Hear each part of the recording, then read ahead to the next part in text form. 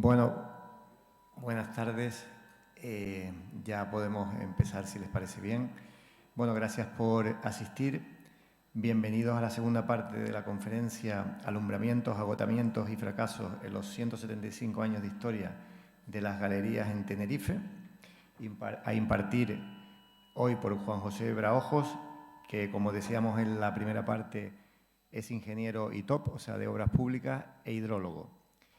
En la primera parte, que tuvo lugar el pasado 30 de octubre, trató los recursos hídricos convencionales, que son las aguas subterráneas, y esta conferencia fue grabada y ha estado disponible para verla en diferido en la biblioteca de retransmisiones de la página web del club y ha tenido pues casi 500 visualizaciones, ¿no? Por el momento, esto del streaming es una cosa nueva de hace pocos meses. Por el momento es la conferencia más visualizada de las que están en la página web. En esta segunda parte se centrará sobre todo en los recursos no convencionales, aunque no sé si hablará un poquitito de la primera, una introducción de lo que se habló en la primera parte, exactamente. Los recursos no convencionales, pues sabemos que son las aguas regeneradas y las aguas de mar desaladas. Bueno, pues cedo la palabra a don Juan José Braojos.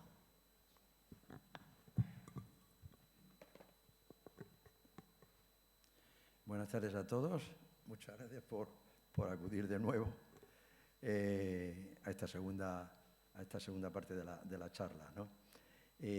Agradecer al Club Náutico de Tenerife pues esta oportunidad que me da, además doblemente, ¿no?, de poder exponerles a ustedes pues mi versión de lo que son las disponibilidades de agua en la isla.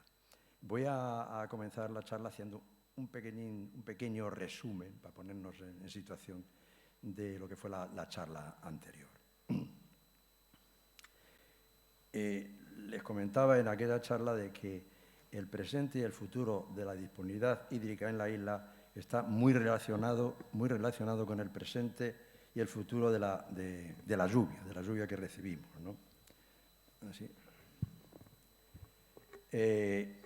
Y les comentaba que el presente actual de la lluvia en la isla lo refleja perfectamente este gráfico, donde pueden comprobar que durante estos últimos 10 años no se ha superado en ningún caso la lluvia media histórica que recibe la isla. Es decir, este año ha sido muy seco, sí. Bueno, pues llevamos ya 10 años secos, no tan secos como este, pero llevamos 10 años de sequía.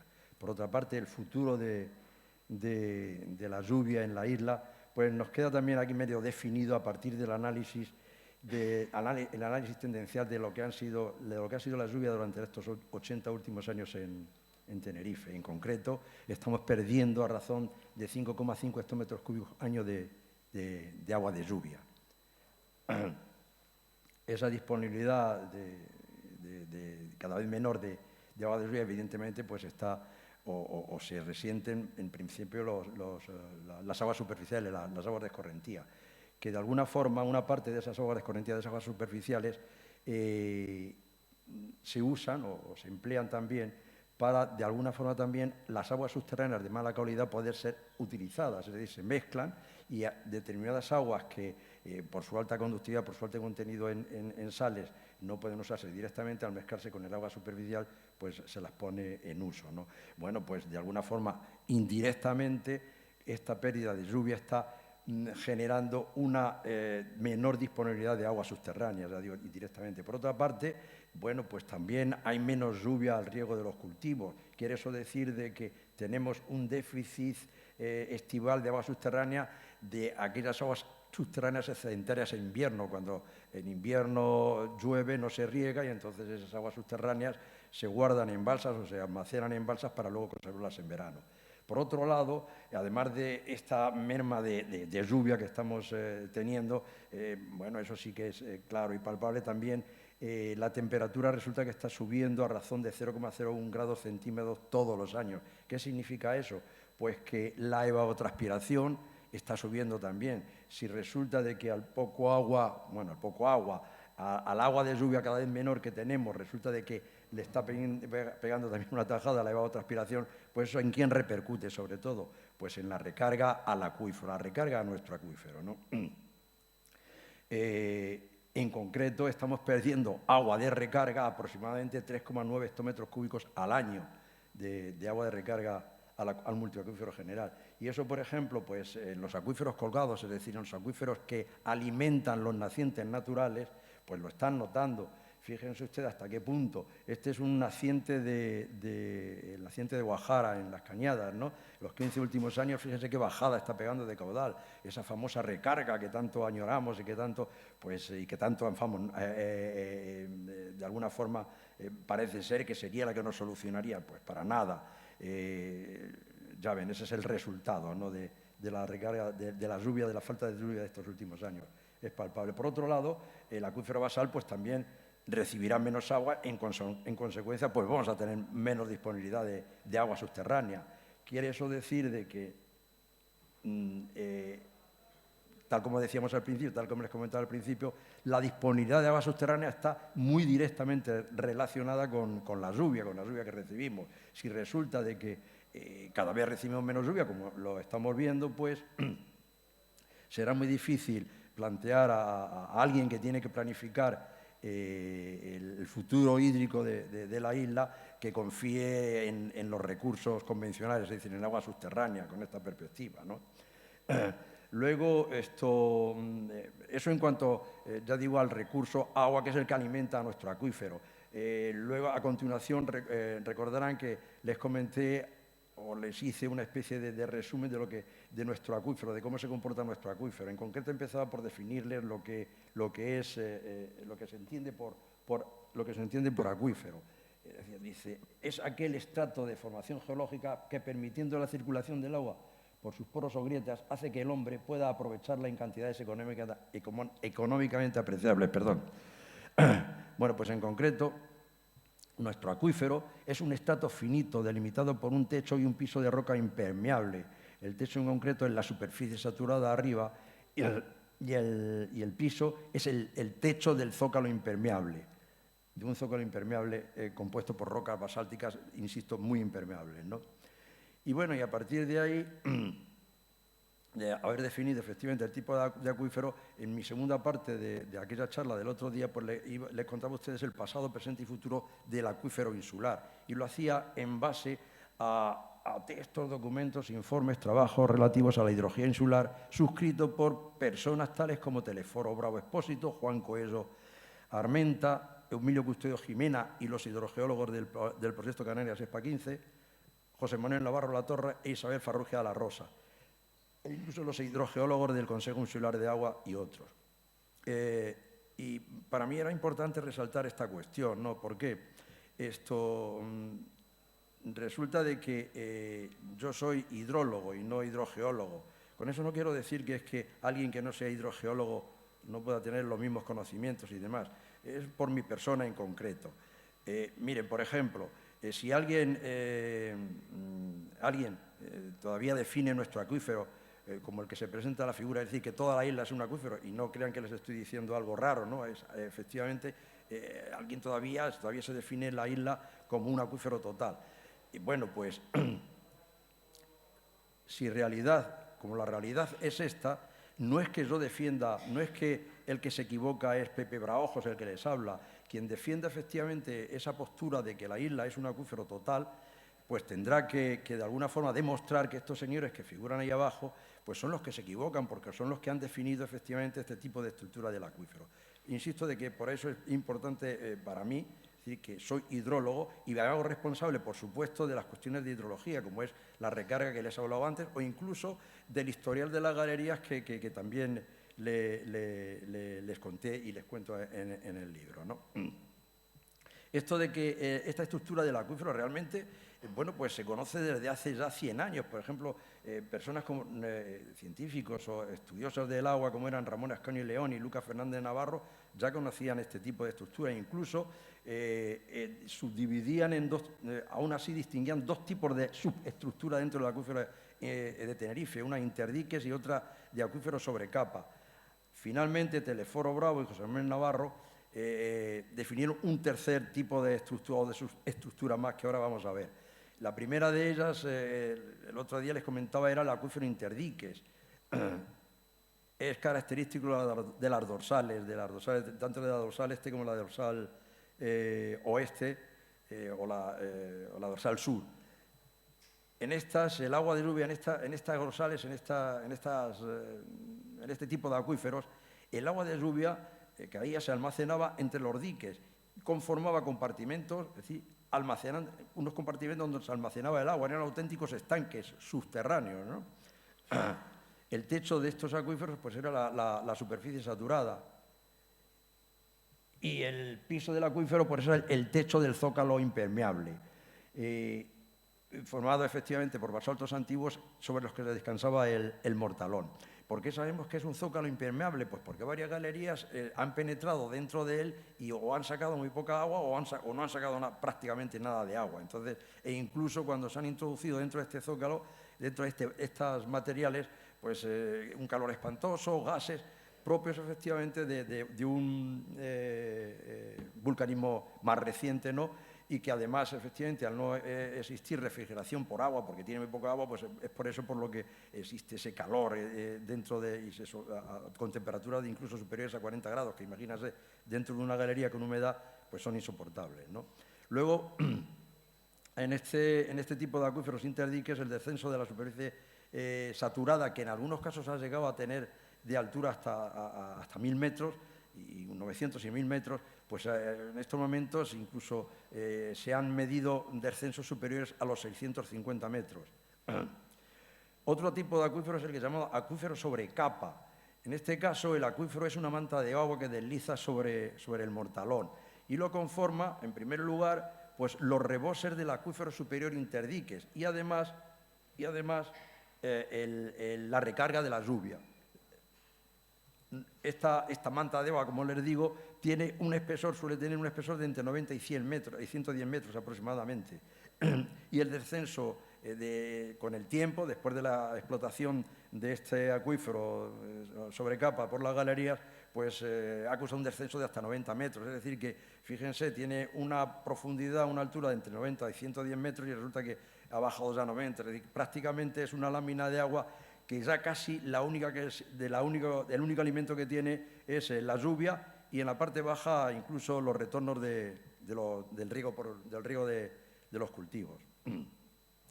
En el zócalo impermeable pues no existe agua aprovechable en calidad económicamente no existe agua en cantidad económicamente aprovechable. Es decir, que lo que recuerdan en la definición que les he hecho antes de acuífero, ¿no? No se puede, insisto, de que en esta zona de basaltos tan compactos, aunque puede existir existe muy poca agua o ninguna, pero no en cantidades aprovechables. Por lo tanto, es por lo que los hidrogeólogos estiman y consideran de que esto no es acuífero, es lo que denominan zócalo impermeable. Dice, hasta una decena de galerías lo han penetrado sin obtener alumbramiento. Y luego el tercer tipo de acuífero, que también hablábamos de él, era el acuífero de las cañadas, un acuífero en cubetas, ¿no? Conformado por dos cubetas, la occidental y la oriental, que separan los roques de García. En principio, antes de la explotación, fue este acuífero el último en explotarse. Así como los anteriores, el interdiques y el sobremanta, el acuífero sobremanta, empezó su explotación más o menos en los años 20 y 30, hasta los años 65 no sé cómo no se inició, no es que se desconociera, por las circunstancias que fueran, pues no se había iniciado la explotación de este acuífero. Hasta ese momento, lógicamente, permanecía en equilibrio, las entradas eran iguales a las salidas. Cuando en 1965 se inicia la explotación de este acuífero por las galerías, en concreto la Galería Barranco Vergara, que ustedes conocerán, o muchos de ustedes conocerán, porque es la que más agua tiene y la que más agua ha obtenido y ha extraído del acuífero en la isla, pues evidentemente el acuífero reaccionó y con descensos de nivel, de manera y modo que en la cubeta occidental el nivel del agua ha descendido más de 60 metros y en la oriental más de 50 metros. Más adelante volverá a salir otra vez este acuífero y les contaré alguna cuestión más acerca de él, porque es estratégicamente muy importante, ya lo verán. Bueno, debajo de la cubeta, debajo de estas cubetas, pues lo mismo que les comentaba antes del zócalo impermeable, no hay prácticamente agua explotable y se considera al fin y al cabo como un acuífero virtual o más como un zócalo impermeable. Bien, A partir de esta definición de conceptos hidrogeológicos, recordarán que yo les inicié el histórico de las galerías, el histórico de la explotación por las galerías en el acuífero de Tenerife. En concreto, en el siglo XIX les contaba de que la disponibilidad hídrica se limitaba a los nacientes naturales que emanaban de los acuíferos colgados. Y en concreto el acuífero basal, el acuífero profundo, es que ni se conocía, es decir, que, y fíjese si ha dado de sí luego después, ¿no? Los techos de ambos acuíferos, tanto el colgado como el basal, recibían el agua de recarga de la lluvia. Dice, las descargas al mar, desde el acuífero basal, mantenían el equilibrio del sistema hidráulico. Lógicamente, bueno, pues no había más. Es decir, que el agua que llovía, aparte de ella se infiltraba, otra escurría, otra salía por los manantiales, y para que aquello se mantuviera en equilibrio, necesariamente tenía que haber una descarga al mar. Es una especie a ver, ¿cómo lo llamo? Mira, no, me olvido y ya está, porque no me va a venir la palabra. Bueno, lo que les decía, las entradas eran iguales a las salidas. Bueno, la disponibilidad en aquellos tiempos, ya digo que solo provenía de los nacientes naturales, era de 22 hectómetros cúbicos al año, nada más. Además, fíjense con el inconveniente o con la pega de que en el norte nacía el 80% de la disponibilidad hídrica y en el sur solamente el 20%. Y además, para colmo, el aprovechamiento no llegaba ni a la mitad, apenas 8 o 10 hectómetros cúbicos al año. ¿Por qué? Pues porque no existían canalizaciones y además las existentes eran también, que sí que las había por supuesto, eran muy precarias, ¿no? Bien, a continuación recordarán que les comentaba que la recurrente carencia de agua en Santa Cruz había sido clave en la explotación del acuífero de Tenerife. En concreto, recordarán de que en 1840, cuando el Ayuntamiento de Santa Cruz pretende ejecutar los lavaderos y resulta que se encuentra con que aunque no tienen agua, dice, bueno, ¿y con qué? Si no tenemos prácticamente agua ni para los propios habitantes. Resulta que se encuentran que hay un barreno que sabe manejar un francés que en aquellos tiempos era residente en la isla, y en Anaga, concretamente en Aguirre, en los nacientes de Aguirre concretamente, ejecutan la primera galería de esta isla, la Cueva del Francés. Más adelante, a finales del siglo XIX, de nuevo la carencia de agua en Santa Cruz, en el municipio de Santa Cruz, pues les lleva a querer trasvasar desde Roque Negro, a través de un túnel, fíjense, entre 30 y 40 pipas hora, trasvasarlas hacia el norte, tal era la necesidad de agua en el municipio, ¿no? Y resulta de que en 1912, esto se demoró, la verdad es que la obra más de lo pesado, pues a los 613 metros de la boca sur, detrás de un dique aparecieron nada más y nada menos que 1.500 pipas hora. Eso era una exageración en comparación con los caudales que se manejaban en aquellos tiempos, que ya digo eran solamente de los nacientes naturales y de alguna galería naciente. Les comentaba de que desgraciadamente y lamentablemente pues una imponente avalancha de agua y lodo acompañó al alumbramiento, y por desgracia de Dios fallecieron 5 personas que estaban trabajando dentro. La noticia, por supuesto, tuvo una gran trascendencia mediática, pero lo que además estaba muy claro es que hay agua abundante en el interior de la isla, no solamente los nacientes naturales y los acuíferos colgados daban agua. Entonces, bueno, pues a partir de ese momento se inició lo que se dice la búsqueda de aguas más profundas, y en concreto en diciembre de 1924 la galería Los Huecos en Arafo, con 200 metros de profundidad, irrumpe en el acuífero basal con 30 pipas hora, que es lo que obtiene, pero un mes más tarde una nueva surgencia le proporciona 1.125 pipas hora. Podemos decir de que en 1924-25 se inició oficialmente la explotación del acuífero basal, ¿no? Una explotación que se interrumpe con la Guerra Civil Española, lógicamente, pero que aún así, a pesar de eso, en 1940, pues la disponibilidad ha subido ya de 22 hectómetros cúbicos que teníamos antes del inicio de la galería a 80 hectómetros cúbicos. Y lo que es más importante, en 1940, el reparto del agua entre una vertiente y otra, pues es del 54 y el 46%. Recuerden que les comentaba antes que antes era el 80 y el 20%. Bueno, pues hay un mayor equilibrio en la isla en cuanto a la disponibilidad de agua, ¿no? Acabada la Guerra Civil Española, bueno, pues es una explosión auténtica entre el sector del agua en la búsqueda y en la perforación del subsuelo buscando agua. Eso le llamé la fiebre del agua, ¿no? Se perfora por toda la isla con una intensidad con la capacidad, evidentemente, que en aquellos tiempos se tenía, ¿no? Hay una intensa explotación, como les digo, del acuífero basal. Dice, en concreto, hasta tal punto de que en 1965 llega a disponer la isla de nada más y nada menos que 255 hectómetros cúbicos año. Y digo nada más y nada menos porque ahora no llegamos ni a 200 siquiera. Pues fíjense, en el año 1965 la isla disponía de 255 hectómetros cúbicos al año. Se alcanza, por supuesto, el techo histórico de la disponibilidad de agua en Tenerife, en concreto.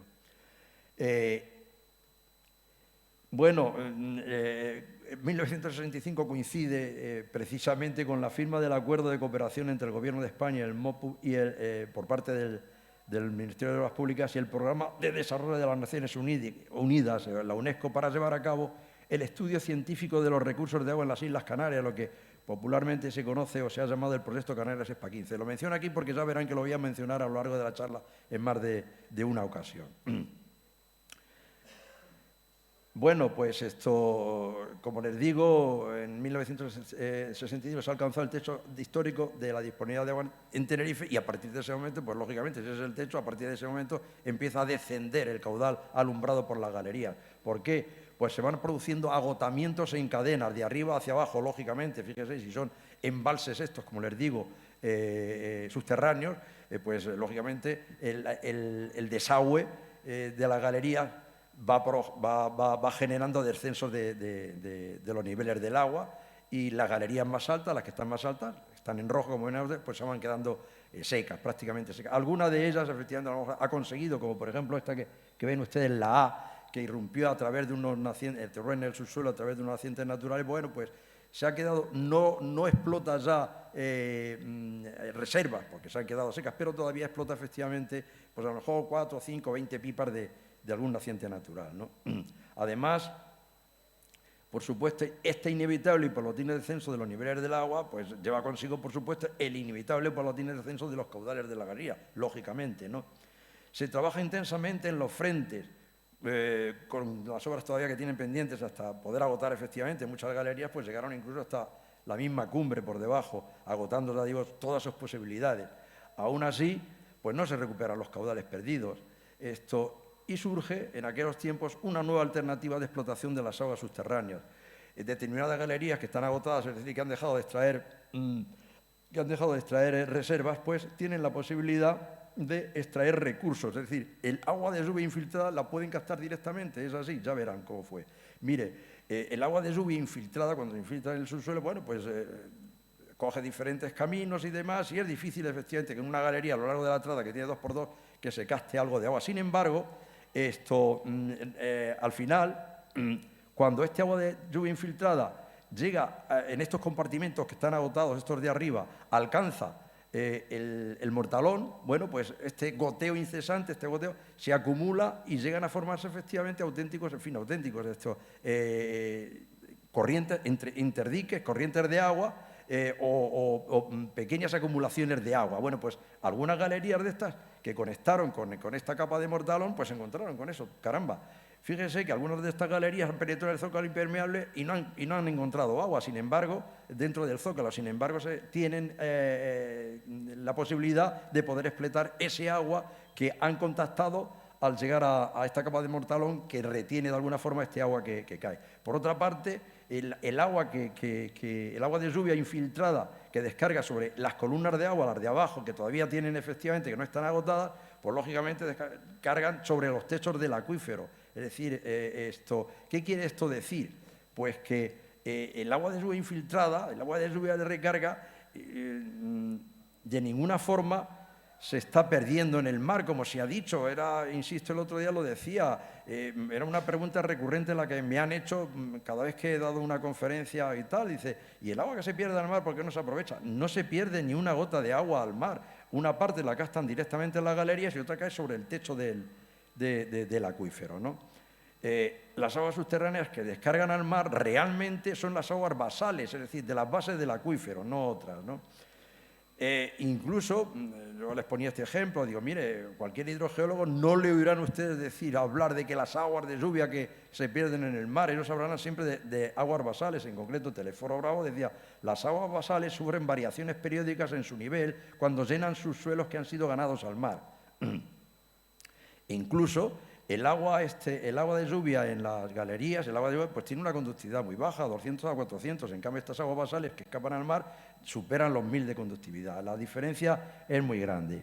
Bueno, ¿qué hicieron estas galerías que contactaron con el Mortalón? Dice, caramba, hemos penetrado hacia adentro y no hemos encontrado agua en este zócalo impermeable. Sin embargo, todas se daban cuenta de que en el contacto con este Mortalón pues encontraban pequeños caudales, pero no dejaba de ser agua aprovechable. ¿Qué hicieron? En vez de penetrar hacia adentro, hicieron ramales paralelos contorneando el Mortalón, de manera y modo de que incrementaron sus urgencias a partir de este agua que ya digo, se infiltra y intercepta el Mortalón.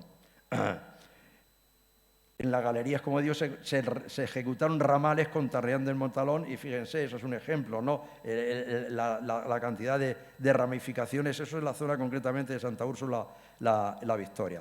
Con esto lo que quiero decirles es que, miren, en esta isla, en la explotación de las aguas subterráneas ya está todo inventado, porque se decía, bueno, ¿y por qué no se aprovechan las aguas? Oiga, pero ya está todo inventado, ya hace 60 años que este aprovechamiento lleva haciéndose, ¿no? Por otra parte, dicen, vale, estamos aprovechando, o se aprovechan, efectivamente, o se captan las aguas infiltradas de lluvia, pero vale, y las aguas basales, estas que se escapan al mar, ¿qué pasa con ellas que se cargan? ¿Por qué no se aprovechan? Vamos a ver, digamos que el agua que escapa al mar, el agua basal, escapa o descarga en 3 niveles diferentes. El primero, por encima del nivel del mar. Este es el caso, ustedes habrán circulado alguna vez, habrán hecho una excursión por la costa de Los Realejos, en aquellos acantilados se habrán visto el agua por allí descolgada, incluso chorros de agua manando por el suelo y demás. Bueno, pues efectivamente, en este caso, las aguas están, ya digo, descargando por encima del nivel del mar y lo hacen además. Suelen aparecer en varias corrientes de vertido, separadas, incluso en las más extremas hasta 150 metros. Ya digo, esto se puede observar perfectamente en la costa de Realejos o en Garachico, en los nacientes de Vinagrande, en San Juan de la Rambla. Bueno, los vertidos de estas aguas al mar, lógicamente, son susceptibles de ser captados sin problema alguno, lógicamente, ¿no? Luego, el segundo nivel de captación de aguas basales a nivel del mar concretamente, ¿no? ¿Cómo llegan al nivel del mar? Mire, el agua, cuando escurre por la capa de Mortalón, la capa de Mortalón no es homogénea, no es una lámina horizontal, sino que la superficie del subsuelo de esta capa, sobre la que le desliza el agua hacia el mar, es muy irregular, como pueden ver. Hay paleocauces, vaguadas, promontorios, mesetas. Lógicamente, cuando el agua llega al mar, pues los vertidos al mar se manifiestan en sucesivas urgencias a lo largo de la costa, es decir, las llamadas fuentes de baja marea, ¿no? En las que la capa de agua dulce que flota sobre la salada es de muy poco espesor. No es una cuestión mía, es algo que observaron, ¿no? Quien conocen estas fuentes de baja marea. La captura de estas aguas basales que vierten en la costa se llevó a cabo hace más de 100 años, es decir, que estamos ahora pidiendo algo que ya se ha hecho, ¿no? Insisto de que en esta isla ya está todo inventado, en materia, ya digo, hidráulica o hidrológica, ¿no? Y además con escaso éxito, como ahora veremos. Miren, las fuentes de baja marea son, el pueblo las calificó con el gráfico nombre de bueyes de agua. En 1916 el Consejo Provincial de Fomento de Canarias hizo un inventario de todas ellas. Se las tenía identificadas y localizadas, las había alrededor de toda la isla, en concreto, pues miren, entre Santa Cruz y el puerto de Güímar, todas estas que menciono aquí, entre el puerto de Güímar y el Barranco del Río, entre el Barranco del Río y Montaña Amarilla, en la costa de Adeje estaba plagada de bueyes de agua, de fuentes de baja marea, en la costa de Guía de Isora, de Santiago del Teide, en la costa noroccidental, en la Orotava, en la Ocentejo. Por supuesto, en Valleguerra había bastantes, ¿no? La más importante de ellas era el Lobo, ¿no? De todas ellas, ¿no? Llegaron a inventarse aproximadamente unas 70 fuentes de estas de baja marea o bueyes de agua, ¿no? ¿Y cuál era el caudal? Pues la verdad es que este inventario que les digo no fue muy prolífico en cuanto a caudales, ¿no? Y es que realmente, por lo que yo he deducido, estas fuentes de baja marea, estos ríos de agua que tanto, en fin, se insta a que se instaba en aquel tiempo a que fueran captadas, pues no tenían grandes caudales.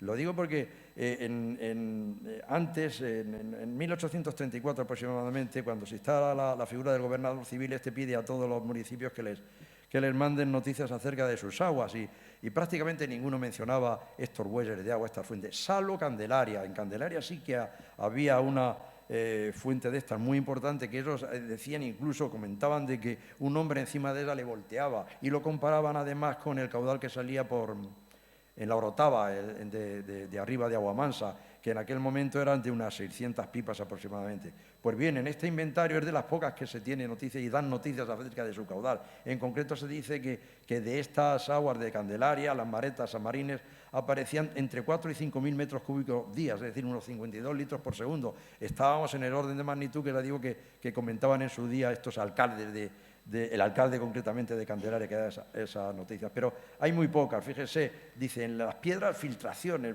poca cosa, esto en la puerta de Guimar, que había varios, dice, eran unos caudales insignificantes, ¿no?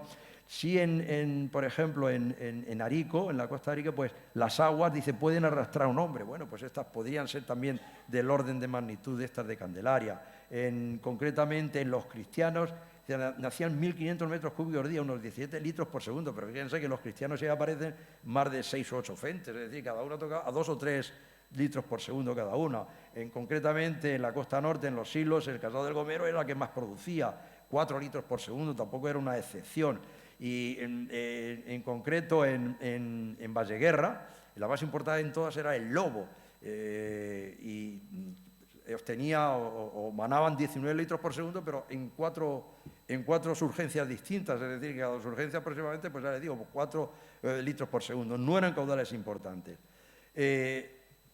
De cualquier forma, yo me he permitido, en fin, bueno, pues voy a hacer una especie de cálculo aproximativo a ver qué es lo que podía ser esto. Imaginando, como les decía antes, en el inventario llegaron a inventariar unas 70 aproximadamente. Y bueno, voy a imaginar que se dejaron algunas y que en total fueran 100 fuentes de baja marea las existentes en la isla y siendo muy,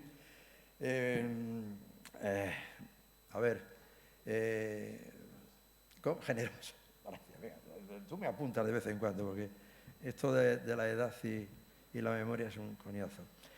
Bueno, pues siendo muy generoso, yo he asignado a cada una de estas 100 fuentes que imagino 10 litros por segundo, insisto, siendo muy generosos. Han visto los datos de caudales que teníamos. Bueno, pues con esos 10 litros por segundo se supone de que estas fuentes de baja marea que salían a nivel del agua, estarían produciendo unos 40 metros cúbicos al año.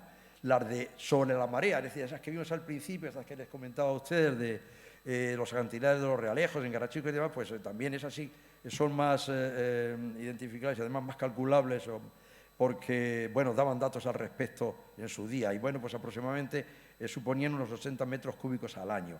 Entre las de arriba, estos 80 que emanaban las fuentes más altas y los 40 que emanaban a nivel del mar, 120 metros cúbicos, hectómetros cúbicos al año era lo que estaba más o menos a la vista. Pero se supone que evidentemente el vertido al mar era mucho más importante.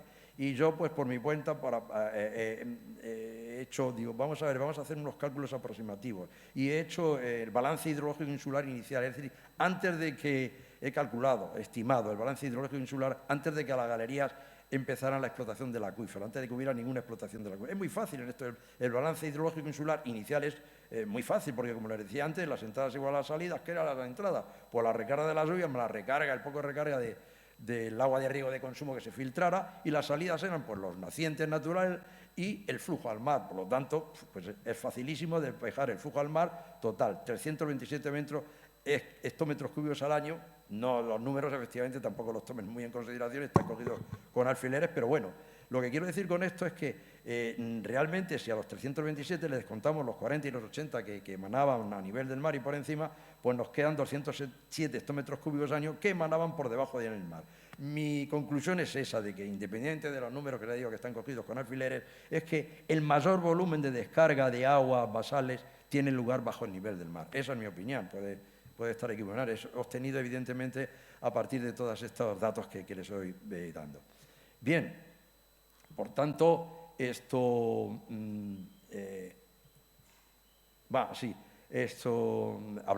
estas aguas basales que al principio les decía de que se iniciaron su explotación hace más de 100 años, efectivamente, así fue. A principios del siglo XX, cuando existen ya se puede efectivamente el agua extraer mecánicamente, pues se inicia la explotación de estas fuentes de baja marea, en el norte mediante pozos y galerías y en el sur mediante pozos costeros. Se llegan a hacer más de 40 obras a lo largo de toda la costa, más o menos, ¿no? Y, lógicamente, pues se ubican muy cercanos a los bueyes de agua, a las fuentes de baja marea, es lógico, ¿no? Lógicamente. Aquí tienen un par de ejemplos, concretamente de la costa de Valleguerra, ¿no?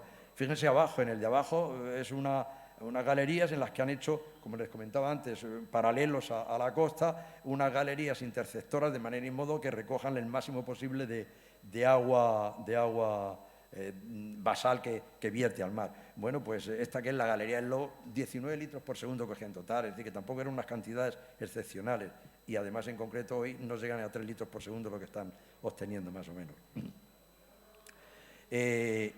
¿Y qué caudal están obteniendo esta galería en este momento, ¿no? Pues, en este momento no, perdón, cuando se inicia esa explotación en aquellos años, pues tampoco hay muchos datos. Ramón de Ascaño hablaba de que las que aparecen en la ensenada de los cristianos se explotan diariamente 1.500 metros cúbicos diariamente, es decir, aproximadamente 17 litros por segundo durante 8 meses al año. Pero fíjense, estas de los cristianos que están marcadas ahí con una flecha son 6, es decir, 17 litros por segundo en 6, a partir de 2 o 3 litros por segundo cada uno. Es decir, que no eran unos caudales ni muchísimo, no son excepcionales. Pero, hombre, valían, efectivamente, les servían a los agricultores de esa zona pues para sus pequeños huertos o lo que fuera, pues dotarles de agua. En 1921, a su vez, también Ramón de Ascanio dice, la capa de agua dulce que flota sobre la ensalada es de poco espesor, obligando a proceder con mucho cuidado a extraer con las bombas el líquido a captar, pues al menor descuido se mezcla el agua salada con la pura, en perjuicio de los intereses agrícolas. Hasta el año 40, hasta 1940 aproximadamente, bueno, pues sí que se tuvo especial cuidado en no hacer una explotación racional de estos acuíferos, haciendo lo que efectivamente recomendaban, sacando el caudal que tenían y además procurando efectivamente pues, en los periodos de baja marea y no en otros, ¿no? Pero, ¿qué es lo que pasó? Pues que eran muy golosos estos pozos, efectivamente. Dice, bueno, pues y quien tenía una propiedad cerca de la costa dice, pues yo quiero también tener mi pozo para tener disponibilidad y regar efectivamente mis cultivos, ¿no? Y, fíjense, resulta que aparecieron pozos en cantidad alrededor de la costa. ¿Qué es lo que sucedió? Pues, como dice la canción, no hay agua para tanta gente. Fueron demasiados pozos a extraer un caudal que, como les digo, pues no era excesivamente grande. ¿Qué sucedió? Pues que todos estos pozos lo que generaron al final fue intrusión marina, desaparecieron la mayoría de estas fuentes costeras, lógicamente, el agua dulce retrocedió hacia adentro, se introdujo el agua del mar en la costa, es decir, se produjo un proceso de intrusión marina en la costa y, por supuesto, la mayoría de los pozos fueron abandonados porque quedaron contaminados por el agua de mar, ¿no? ¿Cuál es el momento actual? En el momento actual, el número de fuentes que quedarían todavía por explotar o con agua, vamos. Pues a mi juicio la verdad es que no deben de quedar muchas, porque ya digo, en el sur han debido de desaparecer. Si resulta de que entre Guía de Isora y Arico el proceso de intrusión marina es muy grande, ¿no? Es decir, que pues no, pues han desaparecido. Prácticamente estoy casi seguro que han desaparecido todas las fuentes. Y donde sí que deben de haber todavía es en el norte, pero resulta que todas estas fuentes del norte están ya aprovechadas. Efectivamente, ahí todavía se conservan y algunas de ellas todavía sacan agua, muy pocas. pero insisto, sin desaprovechar, a mí me extraña que queden muchas fuentes de estas de baja marea o bolsas de agua sin nombre. Concretamente y posiblemente en la zona de Valle de Weimar, en Candelaria, pues sí que queda alguna todavía, porque quizás fue la zona menos explotada. Pero no tengo ni idea, es decir, que no tengo noticias de que se haya hecho un nuevo inventario de estas nacientes de baja marea, ¿no? Y, por supuesto, ¿qué caudal ahora existiría? Pues mire, fíjense ustedes, si resulta de que en el siglo XIX, a principios del XX, con una recarga de 350 hectómetros cúbicos al año, la obtención, el agua que se obtenía era, por estos 100 que os he supuesto, 40 hectómetros cúbicos al año, ahora que la recarga ha bajado a 230, pues, bueno, pues lógicamente del caudal debe ser mucho menos. En fin, de cualquier forma, estas son especulaciones mías que las he obtenido a partir de esos datos que solo os he dicho. Puede estar equivocado, pues bueno, pues, pero en fin, insisto, no hay un nuevo inventario que pueda ratificarlo. El resumen es que la descarga al mar, pues mayoritaria, yo estimo de que debe producirse por bajo el nivel del mar, ¿no? Que es precisamente el tercer escalón. Recuerdan que al principio les decía de que la descarga al mar se produce a través de 3 escalones, por encima del nivel del mar, al nivel del mar y bajo el nivel del mar. Ahí tienen ustedes un ejemplo. Recuerdo que en su día había una posibilidad en concreto, este es el valle de Icón-La Guancha, ¿no? Donde el agua circula, el agua subterránea circula a más de 500 metros debajo de la superficie del terreno. Fue un estudio que hizo en su día José Manuel Navarro Latorre y el que más o menos llegó a descubrir eso, que efectivamente el agua, el Mortalón está a tal profundidad de que el agua no le alcanza hasta esa profundidad de 500 metros. Y él proponía, pero claro, esto es casi ciencia ficción, el ejecutar pozos convencionales y bajo el pozo, en la superficie una vez que el pozo contactara con el Mortalón, pues hacer ramales laterales para captar. Pero, como les he dicho, es que además estos vertidos al mar pueden generarse no a través de una sola capa, sino a través de 3 capas. Imagínense que llega a los 500 metros y bueno, pues ha aparecido algo de agua, pero no tanta, y hay que perforar. En fin, que no es, a mi juicio, una racionalmente ejecutable. Pero, de cualquier forma, sí se llevó a cabo algo. Fíjense, ¿qué pasaba? En aquellos tiempos, en los años 70, se estaba trabajando intensamente en las galerías. Dice, y el caudal de las galerías seguía descendiendo. ¿Qué hacer? El sector del agua, pues lo tenía complicado, ¿no? Para colmo, en aquellos tiempos hay una crisis hídrica importante. De hecho, en Santa Cruz, no sé si los más mayores lo recordarán, en los años 70 hubo una requisa de agua y aparte de que sufrimos efectivamente restricciones de agua en las casas, bueno, pues hubo que requisar el agua a las galerías del Valle de Weimar. La situación era bastante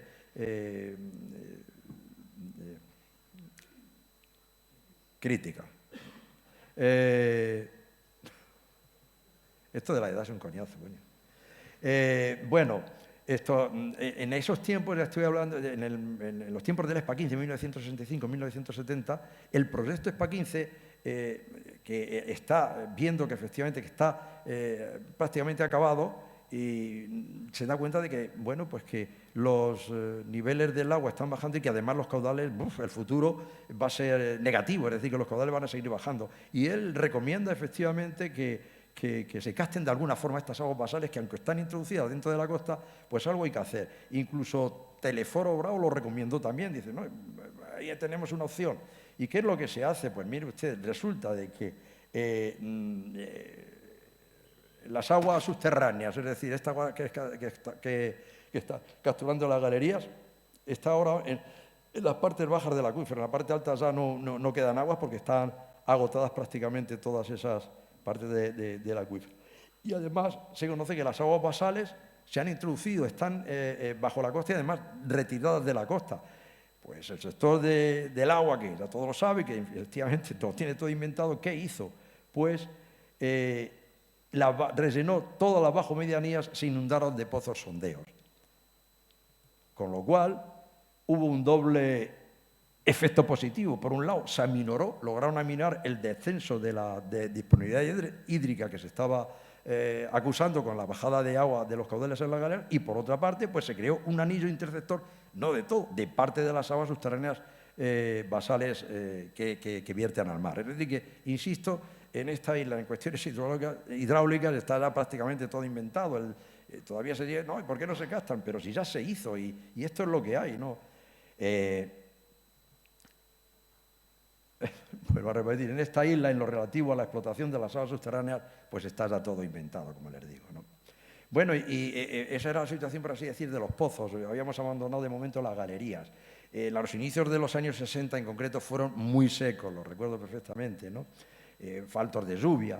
Eso, unido a que la estación de reservas del acuífero generó pues que los techos del agua se abatieran más de 650 metros, es decir, que descendieran y dejaran, como ven ustedes, un montón de varias galerías agotadas, nuevas galerías. Todas esas galerías que ven ustedes en rojo es que ahora dejaron de extraer reservas, ¿no? Había menos fuentes de suministro, por supuesto, ¿no? Dice, y por supuesto, un imparable descenso del caudal total. Si resulta de que se iban agotando galerías, pues lógicamente el caudal total conjunto que aportaban, pues cada vez era menor, era lógico, ¿no? Pensarlo, ¿no? Nueva crisis hídrica en el sur de la isla e incluso en Santa Cruz. No estoy muy seguro, pero creo que también, no encontré el expediente en el Consejo Insular de Aguas, pero me parece que también hubo una requisa de aguas en los años 80, a principios de los años 80. Santa Cruz siempre ha sido deficitario de agua, siempre lo ha padecido, ¿no? Este déficit de recursos hídricos, en principio, pues por el sector privado, se soluciona o se atenúa incrementando el caudal de los pozos, estos pozos sondeo que hablamos antes, que les comentaba antes, que se ejecutaron buscando estas aguas basales, ¿no? Hubo la suerte, por así decir, sí, bueno, suerte, esto de que los años 87, 88, 89 y 90 fueron muy húmedos, al contrario que los primeros años del 80, ¿no? Hubo excedentes de agua subterránea, con lo cual, bueno, pues había agua en invierno libre, aquellas aguas de riego, pues si llovía, pues no se empleaban, se almacenaban y el mercado pues estaban para incluso hasta los ayuntamientos, en fin, para todo el que quisiera. Es decir, que hubo excedentes de agua. Y de hecho, el sector público, en este caso el Cabildo Insular de Tenerife, ha cometido lo que se llama el Plan de Balsas del Norte de Tenerife, lo que es ahora Baltén, ¿no? Y que consiguió pues incrementar la oferta de agua, luego lo veremos más despacio, en 8 o 10 hectómetros cúbicos de agua, de agua subterránea que en aquel tiempo se vertía a los barrancos, ¿no? Lo veremos más despacio luego más adelante, ¿no? Pero después de esos años muy húmedos, el otoño de 1991, y me acuerdo perfectamente de él, hubo crisis tanto en el norte como en el sur, faltó agua. No crean que esta crisis que estamos teniendo estos últimos años ha sido de ahora, ha habido crisis pasadas hace, bueno, de siempre, ¿no?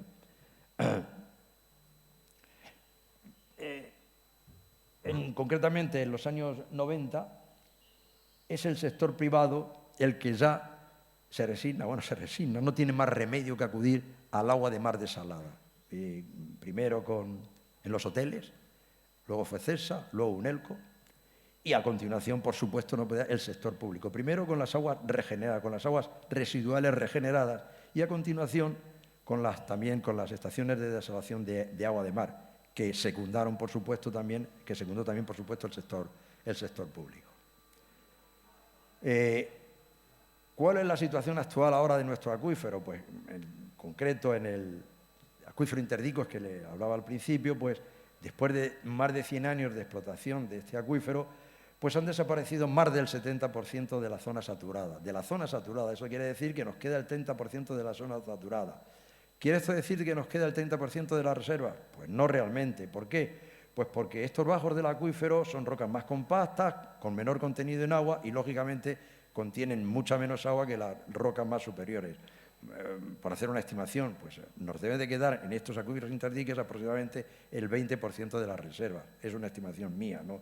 Insisto, a partir, ya digo, de que haber estimado de que la roca saturada que todavía nos queda es aproximadamente del 30% y que esta roca inferior pues está muy compactada y tiene poco contenido de agua, ¿no? Por otra parte, la extracción de las reservas pues ha generado el descenso de los niveles saturados de manera acelerada, por así decirlo, ¿no? la mayoría de las galerías pues están agotadas, ¿no? No obstante, algunas de estas galerías agotadas, por suerte, ya les digo, esto está en recursos, es decir, agua de lluvia infiltrada, esa que les comentaba antes de que habían contactado con la capa de Mortalón, que a su vez recoge el agua de lluvia que se infiltra, ¿no? Sí que hay dos excepciones en la isla donde el acuífero interdiques todavía conserva agua en las partes altas, en concreto en la parte, en la zona de cumbres de la Orotava Fania, pues ven ahí a la izquierda, ahí queda un recinto todavía de agua importante que todavía, bueno, pues durante unos años es explotable. Y concretamente en Guía de Isora hay también un núcleo del acuífero donde todavía efectivamente no ha sido explotado en cantidad. Y no es ni más ni menos pues porque en esta parte de la isla de Guía de Isora se inició la explotación del acuífero mucho más tarde que en el resto de la isla. Son, ya digo, los dos únicos núcleos donde quedan aguas de reserva, digamos, en la zona de cumbres. En el resto, el agua de reserva está prácticamente acopiado en las partes bajas, en los estratos más bajos del acuífero, ¿no? Y en el acuífero de capa, este era el segundo tipo de acuífero en concreto, pues, como les decía, el acuífero este de capa se alimenta del acuífero, de las aguas que sobran del acuífero de arriba, del acuífero interdique. Si resulta que el acuífero de dique está en recesión y para colmo cada vez llueve menos, pues lógicamente pues este acuífero de capa también está perdiendo, se ha agotado en un 80 o 90%, ¿no? En este acuífero es donde se han detectado los mayores desplomes de la superficie saturada, así como, por ejemplo, en el acuífero de interdiques, bueno, pues entre el 30 y el 40%. En este acuífero intercapa la superficie saturada o ha perdido, los niveles saturados han perdido un 80 o un 90% de su altura, ¿no? ¿Es posible incrementar la extracción de agua subterránea? Pues a corto plazo sí, claro que sí, a corto plazo, pero a medio y largo plazo no. ¿Por qué? Pues en principio porque el nivel del agua está descendiendo en todo el acuífero. No hay ninguna zona de la isla en donde los niveles del acuífero al menos se estén manteniendo. En toda la isla están descendiendo los niveles. Mire, el Consejo Insular de Aguas hace un análisis, un control exhaustivo de los niveles de varias zonas de la isla. En concreto, este es el acuífero de los Rodeos, el principal fuente de alimentación del abasto de la laguna, ¿no? Pues fíjense, a la izquierda son las curvas de caudales de los tres pozos, de tres de los pozos que se alimentan de este acuífero. Fíjense a qué velocidad están bajando. El acuífero de las Cañadas, pues lo mismo, fíjense a qué nivel está bajando. En concreto, el pozo Arona en el sur, pues también están bajando los niveles. En toda la isla están bajando exhaustivamente los niveles. Por otra parte, en Alzada, como ven, bueno, pues hay una gran densidad de galerías, ¿no? Dice, bueno, ¿y dónde metemos las galerías? Si está todo copado, ¿no? Y en planta, ¿qué pasa en planta? En Alzada es así. Bueno, miren, les voy a hacer aquí esto, les voy sí, una especie de relato secuencial de cómo ha sido la explotación del acuífero de las aguas en Tenerife a partir de que empezaron las primeras galerías, ¿no? Para que ustedes buscan si es que es verdad, como dicen, de que nos hemos dejado ahí el 80 o el 90% del agua dentro de la isla. Miren, esto, al principio, antes de las galerías, es decir, hasta mitad del siglo XX, las disponibilidades de agua de la isla la proporcionaban, como les dije, los manantiales y algunos pozos tradicionales, los pozos de laguna, los pozos de esto de la laguna, de la Vega de la Lagunera. A continuación, a la mitad del siglo XIX y hasta 1945, aparecieron las galerías nacientes. Nadie conocía el acuífero basal y lo que hacían era perforar aquellos acuíferos colgados, donde emanaba el agua, donde había una percepción de que estaban, ahí hacían la galería y en cuanto sacaban agua ahí lo dejaban, ¿no? Estas fueron las galerías nacientes. Entre 1910 y 1940, ¿recuerdan?, se ejecutaron los pozos y las galerías costeras, que sabíamos antes, al efecto de aprovechar aquellos bueyes de agua. Y a partir de 1924 se inician las galerías convencionales, como ven, la galería, toda la isla de perforaciones, ¿no? Y entre quizás antes, de todas las formas, entre 1900 y 1970, yo creo que empezaron antes, se ejecutaron los pozos llamados convencionales, aquellos que dije que de alguna forma agotaron los pozos costeros y generaron aquella intrusión marina. Y entre 1970 hasta 1990 los pozos sondeo o de medianías, que son los últimos que les he comentado antes a los efectos de captar esas aguas basales. Juzguen ustedes efectivamente en planta cuánto hueco hay para seguir perforando en esta isla de Tenerife. No se les pasará de todas formas desapercibido en el centro las cañadas del Teide, donde efectivamente existe el llamado acuífero de los rodeos, acuífero, perdón, de las cañadas, ¿no? Del cual, pues, bueno, se voy a comentar lo de que en 1984 se abrió la última galería en la isla, Cueva Arvieja, también llamada la última por razones obvias, ¿no? Bueno, como les digo, este acuífero de las cañadas, les voy a comentar algo de él, sobre todo por la importancia, les digo, no solo estratégica, sino porque además va a ser nuestra reserva en altura durante varias decenas de años. Ya les comenté antes de que al inicio de que está conformado por dos cubetas, la occidental y la oriental, y que por efecto de la explotación de ambas cubetas, pues en la occidental el techo había bajado 60 metros y en la oriental aproximadamente unos 50 metros, ¿no? De este acuífero se están aprovechando directamente 8 galerías, es decir, 8 galerías han penetrado en el interior de estos recintos, de estas cubetas, pero luego hay un aprovechamiento indirecto. Es decir, fíjense que estas cubetas vierten por los laterales a través de unos pasillos de desagüe, portillos de desagüe, y varias galerías aprovechan de este agua que vierte. Luego, además, la pared de las cañadas no es absolutamente estanca y hay fugas, y hay varias galerías que han contactado con estas fugas y se aprovechan también de estas aguas. Más de 40 galerías en la isla se están aprovechando directa o indirectamente de las aguas del acuífero de las cañadas.